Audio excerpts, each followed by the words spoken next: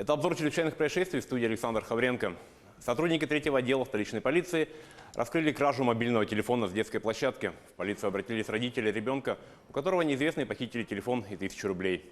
Прибывшие на место происшествия сотрудники полиции выяснили, что к краже причастен 15-летний школьник. Похищенное изъято. Подростки после школы, оставив свои рюкзаки, гуляли на детской площадке одного из домов. Один из школьников, воспользовавшись тем, что за ним никто не наблюдает, похитил из рюкзака своего сверстника сотовый телефон и деньги. Возбуждено уголовное дело по статье «Кража». Уголовная ответственность за совершение кражи наступает с достижения 14-летнего возраста. Следователи Мирнинского следкома завершили расследование уголовного дела в отношении мужчины, обвиняемого в умышленном причинении тяжкого вреда здоровью, опасного для жизни человека, повлекшей по неосторожности смерть потерпевшего. Установлено, что 26 октября 2019 года обвиняемый с супругой в своей квартире распивали спиртные напитки. В разгар застолья между ними произошла ссора, в ходе которой мужчина нанес множественные удары руками и ногами по голове и телу потерпевшей.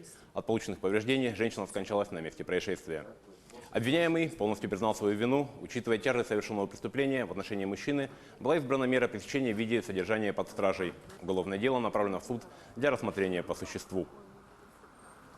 В дежурную часть 3-го отдела столичной полиции обратилась жительница Якутска. Женщина сообщила, что из ее квартиры похищена норковая шуба. Причиненный ущерб женщина оценила в 60 000 рублей. Полицейские выяснили, что в квартире заявительница проживала не одна, а со своим сожителем. А недавно потерпевшая приняла решение расстаться с мужчиной из-за его пристрастия к алкоголю. Вскоре после его переезда она обнаружила пропажу норковой шубы. Куда съехал ее бывший сожитель, женщина не знала. Полицейские предположили, что именно приятель пострадавшей может быть причастен к совершению преступления. В ходе оперативно-розыскных мероприятий подозреваемый был установлен. Им оказался ранее судимый 34-летний мужчина, недавно освободившийся из мест лишения свободы. Мужчина, расстроенный расставанием, съехал из квартиры, похитив дорогостоящее меховое изделие. Шубу подозреваемый сбыл, а на вырученные деньги купил алкоголь. Похищенное изъято и в скором времени будет возвращено владелице. В отношении бывшего сожителя возбуждено уголовное дело по статье «Кража». За сутки полицейскими выявлены 3 факта незаконного оборота алкогольной продукции. 37-летний продавец в баре, расположенном по улице 50 лет Советской армии, реализовывал алкоголь несовершеннолетнему, не поинтересовавшись его возрастом и документами. На основании выявленного нарушения сотрудники полиции составили административный протокол. Продавца ждет штраф в размере от 30 до 50 тысяч рублей. А позже, в этот же вечер, полицейскими выявлен факт повторной реализации алкогольной продукции лицу, не достигшему совершеннолетия. 23-летняя продавец-кассир в баре на улице Каландарашвили продала подростку алкоголь. В ходе проверки полицейские установили, что продавец ранее уже привлекалась к административной ответственности за аналогичное правонарушение. По данному факту проводится проверка. Также полицейскими выявлен факт реализации алкогольной продукции после 20:00. В баре по улице Дзержинского составлен административный протокол нарушение правил продажи этилового спирта, алкогольной и спиртосодержащей продукции. Алкоголь изъят на месте. 28-летний безработный житель Удачного подозревается в серии краж из розничных магазинов города. Общий материальный ущерб, нанесенный владельцам торговых точек, составил около 40 000 рублей.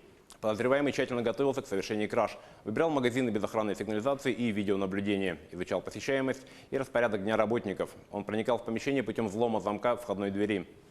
Добычей злоумышленника стали продукты питания, кошачий корм, сигареты, ноутбук и акустическая колонка. По всем эпизодам краж возбуждены уголовные дела. В настоящее время сотрудниками полиции устанавливается причастность подозреваемого к другим аналогичным преступлениям. К мировым новостям. Протесты пожарных в Париже переросли в столкновение с полицией. Силы правопорядка применили против сотрудников экстренных служб слезоточивый газ, водометы и резиновые дубинки. Подробности рассказывает Елена Островская.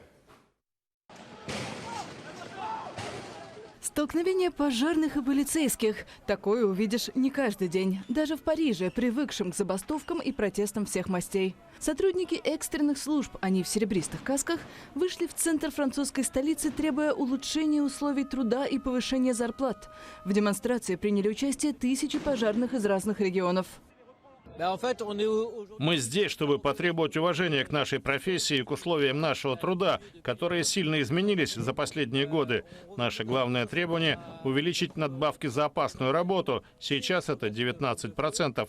Наш бонус не менялся с 1986 года.